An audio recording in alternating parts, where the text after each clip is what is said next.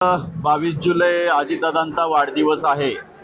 अजितदादांनी खूप चांगला अर्थसंकल्प या महाराष्ट्रासाठी मांडलेला आहे। जनकल्याणासाठी, विद्यार्थ्यांसाठी, महिलांसाठी, शेतकऱ्यांसाठी, युवकांसाठी, सर्वांसाठी एक खूप चांगला अर्थसंकल्प, सर्वांना जनकल्याणासाठी अर्थसंकल्प मांडलेला आहे। सगळ्यांना चांगल्या सुविधा देण्याचं काम, सगळ्यांना चांगल्या फंड्स देण्याचं काम अजितदादांनी महायुतीच्या माध्यमातून केलेलं आहे।